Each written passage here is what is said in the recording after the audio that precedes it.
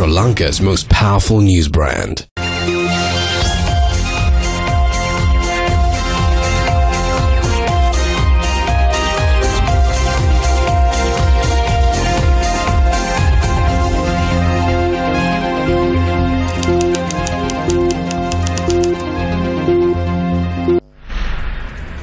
Malaysian Prime Minister marks 60 years of diplomatic ties with Sri Lanka by granting 14,000 houses. Is Vasudeva Nanayakkara disappointed with the joint opposition? Date set for local government elections. Hello there, very good evening and welcome to your Primetime News Bulletin. I'm Shane Silva. And I'm Dasmia Sada. Let's start off with a look at tonight's top story. Malaysian Prime Minister Najib Razak in Sri Lanka on a 3-day state visit met with President Maithripala Sirisena this morning. The bilateral meeting was held at the Presidential Secretariat. The Malaysian Premier's visit coincides with the commemoration of 60 years of diplomatic ties between Malaysia and Sri Lanka. Razak was welcomed with a military guard of honour.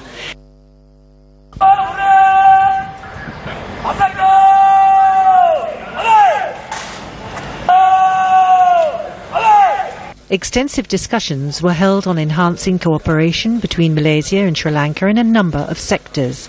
Attention was drawn during the bilateral meeting to a number of areas, including management of Sri Lanka's airports, the construction of middle-class housing, science and technology, biotechnology, education, military training and the sharing of intelligence.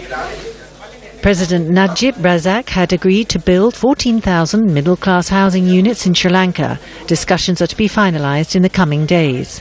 President Maithripala Sirisena had also voiced his appreciation for Malaysia's continued support for Sri Lanka at the Human Rights Council. 3 memorandums of understanding were also signed following the bilateral meeting. The visiting Premier is also scheduled to hold talks with Prime Minister Ranil Wickremesinghe and the business community in Sri Lanka.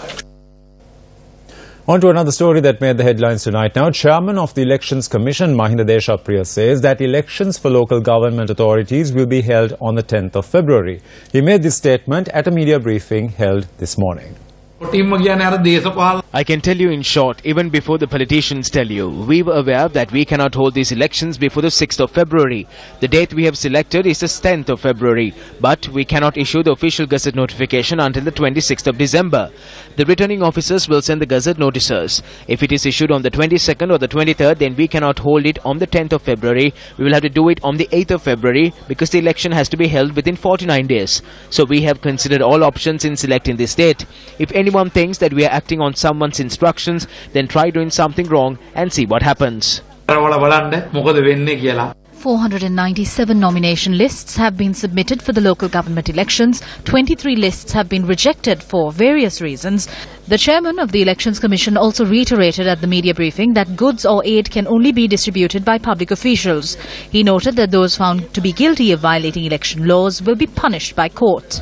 We have received 7 complaints pertaining to the local government elections. 4 suspects have been taken into custody and all 4 have been remanded until the 21st of this month. The local government elections ordinance will come into effect across the country from today. We have focused special attention on halting processions that are taking place across the country. About 15,000 police officers will be deployed across the island on the 21st and will be on duty at the relevant district secretariats. Circulars have already been issued to all police stations regarding the use of polythene and plastic in election campaigns.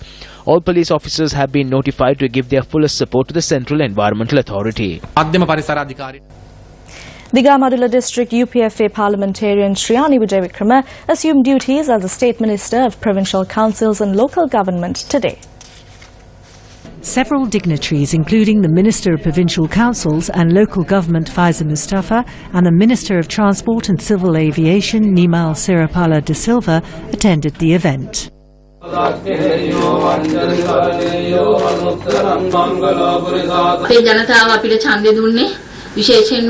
Our people voted for us with the expectation that we would do something for them. I have faith that President Maithripala Sirisena will give us the support we need to fulfill the hopes of the people of the Ampara district. Thank you.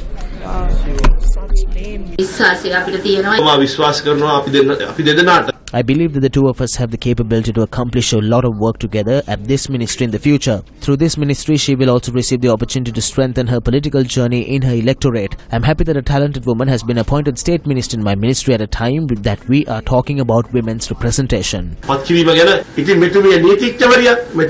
She's a lawyer, she's a member of parliament who has chaired sittings. Minister Faisal Mustafa faced a great deal of stress in the recent past. I believe that since he has got a good state minister, like receiving a bouquet of flowers, he will have less stress, and we believe that we will work better.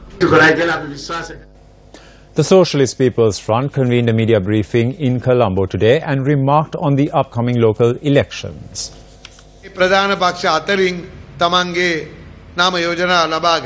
Left-leaning parties have presented their demands individually, and we had disappointments when obtaining our nominations. And because of this, the Pujana Perun was able to reduce a quota of allocations. The JPP mentioned that the UMP, SLFP and the joint opposition are like Palmyra, Coconut and Kitul Toddy. Wouldn't it have been better if they had said that the UMP, the SLFP and the TNA were together?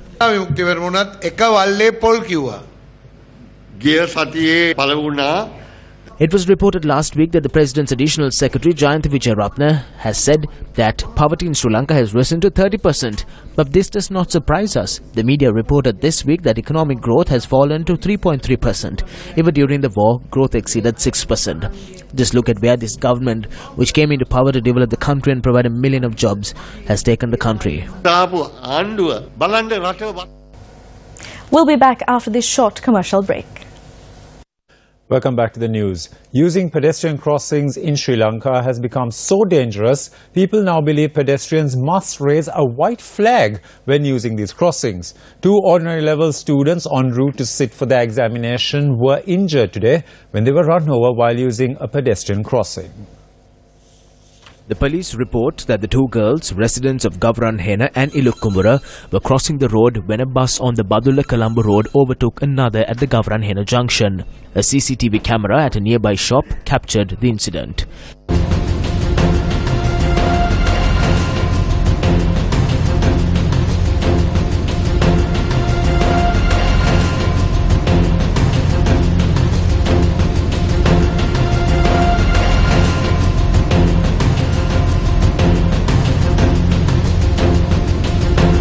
The 2 injured girls were admitted to the Balangoda base hospital. 1 girl remains there and the other has been transferred to the Ratnapura General Hospital.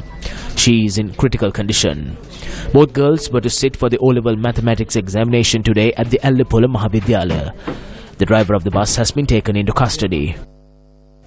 Now, in this CCTV clip alone, Newsfirst was able to identify multiple offences by 3-wheelers, both buses, the lorry parked close to the pedestrian crossing and the van which overtook on the pavement.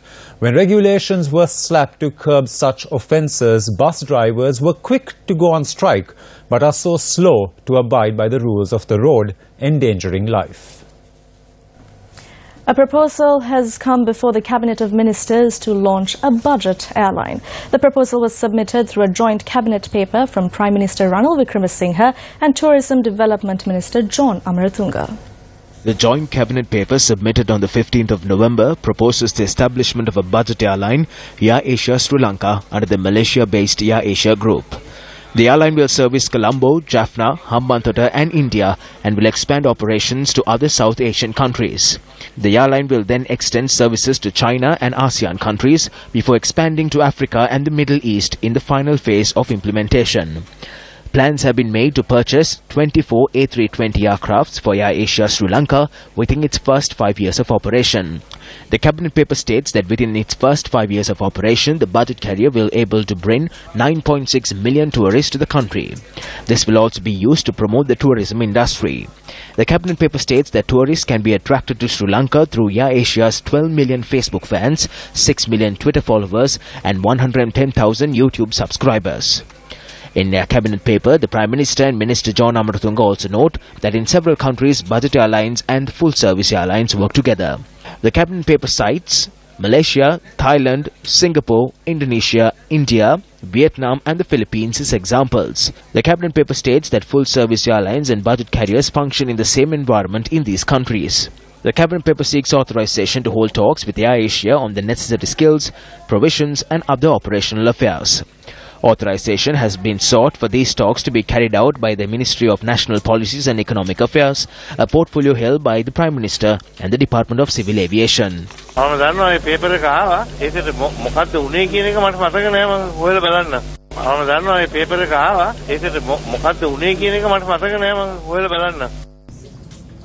Well, as you heard the minister say, I don't know, I'm not sure, I can't remember, which essentially means that Minister John Amaratunga has not even seen this cabinet paper to his very own eyes.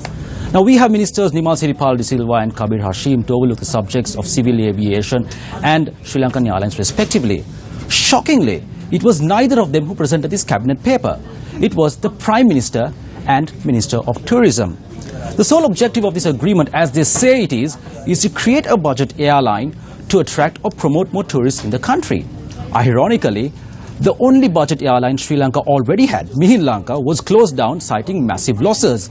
Then you have the chairman of Sri Lankan Airlines recently issuing a memo to its employees saying Sri Lankan Airlines may have to be closed down in March next year as well, citing that given the current state of affairs if they're not rectified. And on top of that, you have another company coming in to destroy whatever is left of Sri Lankan Airlines.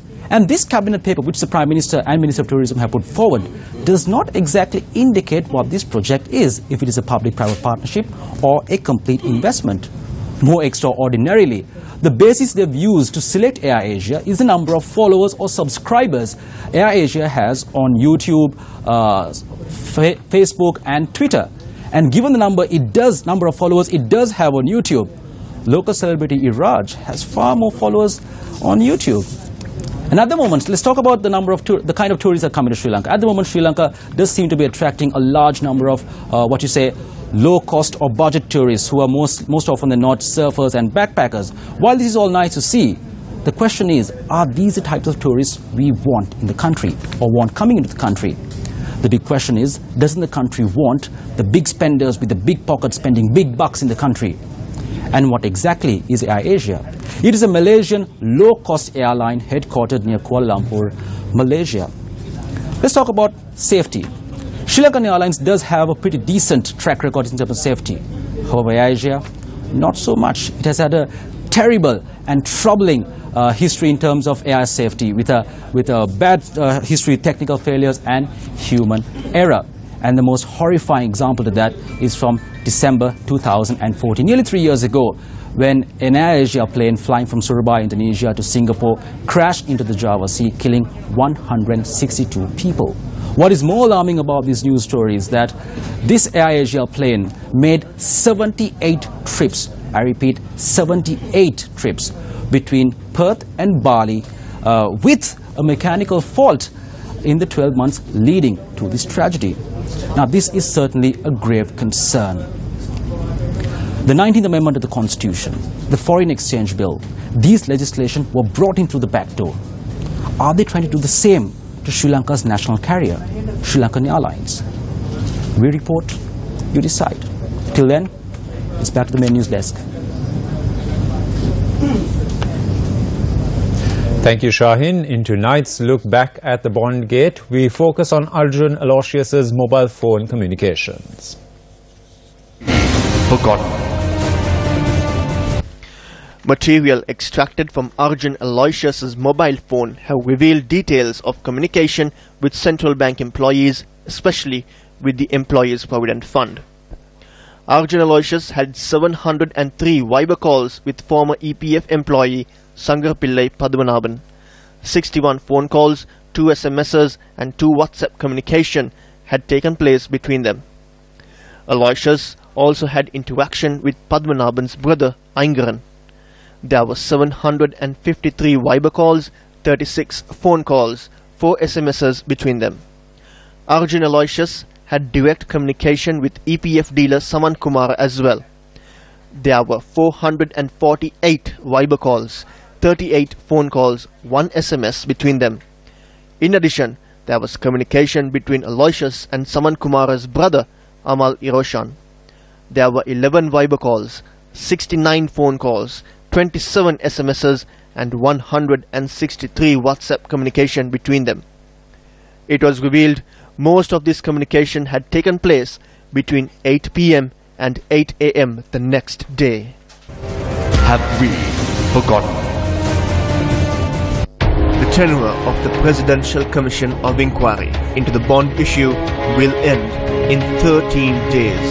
The people await the decision of the Bond Commission. The 2015 and 2016 bond scams, the biggest theft in Sri Lankan history. Who should be held responsible for this grand theft? Who caused millions and millions in losses to the country's state banks? Who stole EPF money, the wealth you earned with your own sweat and blood? Who bowed down to fraud and corruption and allowed this massive theft? The entire nation awaits the final report of the Presidential Commission of Inquiry on the issuance of treasury bonds. The first to expose the bond scam, Newsfirst. Vidana Vava in Palugas Vava was surveyed today as part of the Gamin Gamata Vavan Vavata program, a national initiative targeted at reigniting the splendor of Sri Lanka's ancient hydraulic civilization.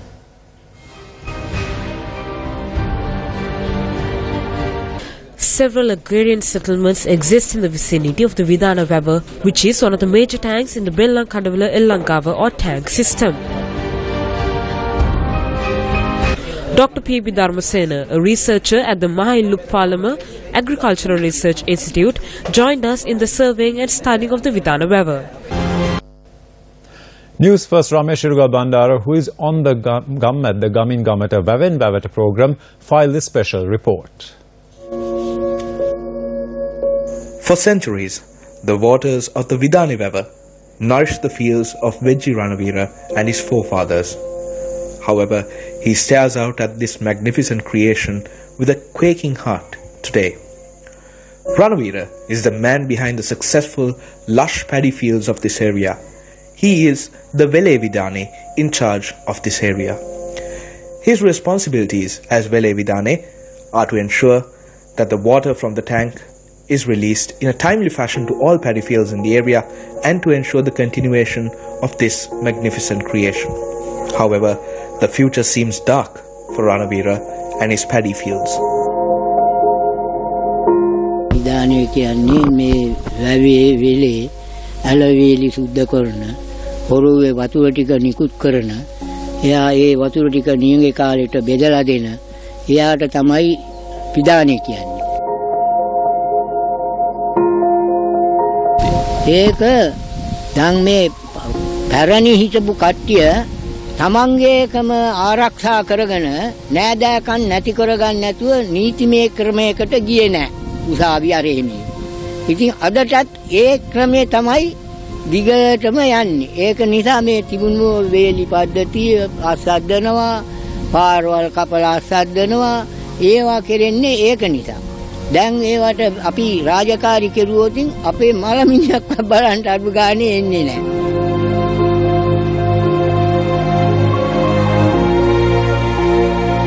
You know that the civilization has been evolved with time. It has taken a very long time. And the people and the leadership, everything in the system has been evolved, taking a lot of time and trial and error with bitter experience. If there is any kind of sudden appearance of leadership from the outside or maybe from the inside, if it happens, that what will be the impact? It can be negative, it can be positive, but it will take some time to get evolved the system again to a sustainable level. So that is what happened here, the Vidani system, and also the conversion from Vidani system to the present government intervened officers. For example, cultivation officer, for example, water controlling officers. At the same time, there are a lot of external influences from the modern world. So these happen all of a sudden. So the system cannot tolerate that. That is the reason for the collapse.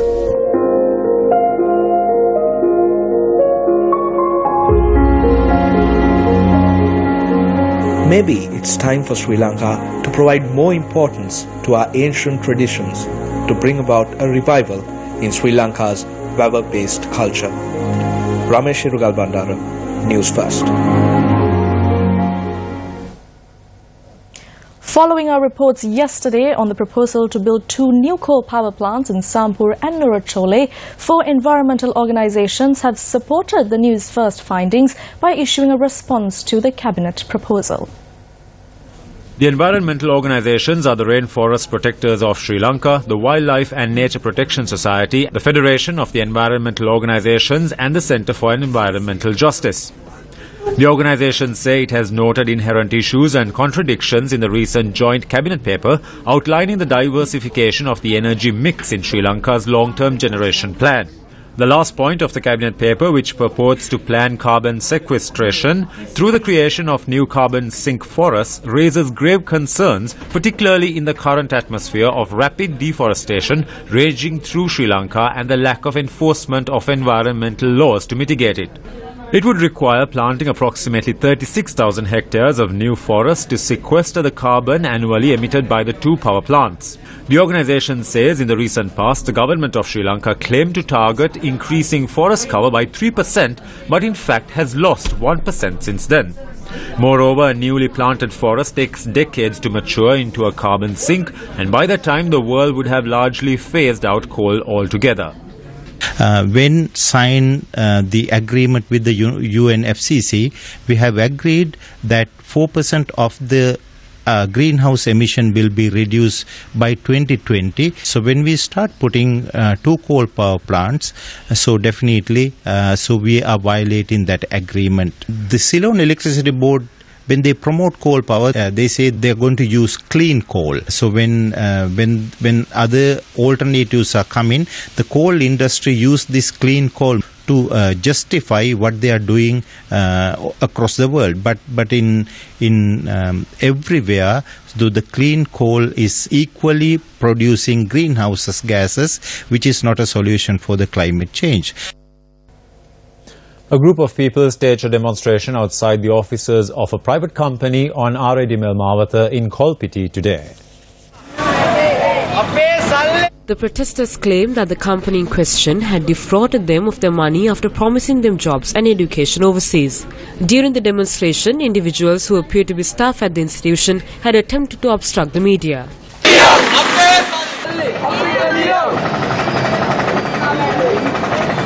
I'm gonna sue you. I'm a personal person. I'm gonna effing sue you, okay? Remember your face. No problem. I'm a media. Who cares? Do you think I care? Okay. I'm media. You're not media. You're writing posts. You're not media. Be shameful. My son was sent overseas to study hotel management at a school there. I brought him back since the school would only open in 6 months. We sent him back when they said the school was open, but there was no school there. They run this like the manpower system. They send our children to work overseas and they make money. They divide the money among themselves and only a handful is left for us. This is what Cost Lanka does. On the 19th of January, I paid Cost Lanka a sum of 260,000 rupees to go to Japan. When I called them in April, they said the visa would be issued in July. I was self-employed, but I sold everything to raise the money for this. I bought t-shirts and everything else as well because they said I would definitely be leaving in October. Eventually, when I returned, they said that I had been rejected. I went to the Malaysian institution, but they did not have the course I applied for. I had to get money from home to return to Sri Lanka. Cost Lanka informed us that we would be sent for hotel management. We paid 120,000 rupees and entered the program. They have our passports and all our education documents. We call on the government to make them return these documents. And that's a wrap of Primetime News for tonight. For the News First team, I'm Dasnia Thalber. And I'm Shane Silva. We leave you tonight with tonight's illustrated news by Asanka Ladwahetty. Good night.